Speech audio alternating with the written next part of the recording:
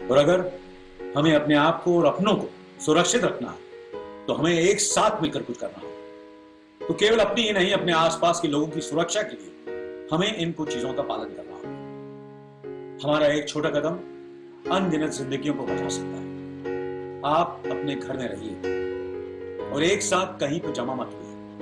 Social distancing यानी दूसरों से मेल मिलाप बंद कर दीजिए। अगर किसी कारण बाहर जाना पड़े तो एक दूसरे से कम 6 फीट की दूरी रखिए। अपने हाथों को साबुन और पानी से कम 20 सेकंड्स तक धोइए, स्पेशली बाहर से आने के बाद और खांसने और छींकने के बाद। अपनी आंखों, नाक और मुंह को बिना धोए हुए हाथों से छूने से बचें।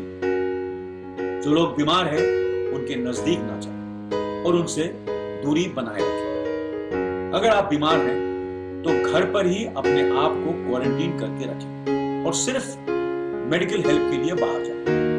खांसने या छींकने वक्त अपने मुंह को रुमाल से, टिश्यू पेपर से ढक लें और उपयोग किए हुए टिश्यू को कचरे में फेंकें। उसे फिर दोबारा रीयूज ना करें। अगर टिश्यूज ना हो तो अपने आस्तीन या कोहनी में अपना मुंह ढक लें अपने हाथों से।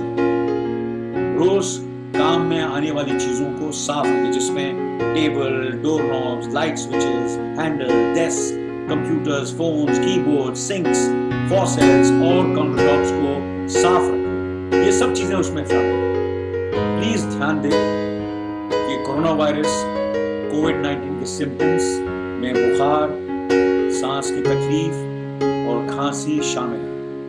इसके सिम्टम्स एक्सपोजर 2 या 14 दिनों के बाद दिखाई देंगे। यदि आपको लगता है कि आप इस महामारी से एक्सपोज हुए और इसके सिम्टम्स में आपका कुछ विकास हुआ है या आपको ऐसा लगता है कि आपको कहीं ना कहीं आपको इस सिम्टम्स दिखाई दे रहे हैं, तो प्लीज मेडिकल सलाह के लिए अपने डॉक्टर से बात करें। सबसे इंपॉर्टेंट बात यह है कि आप सब घर पर रहें, सुरक्षित रहें और इस महामारी के सच से सूचित रहें।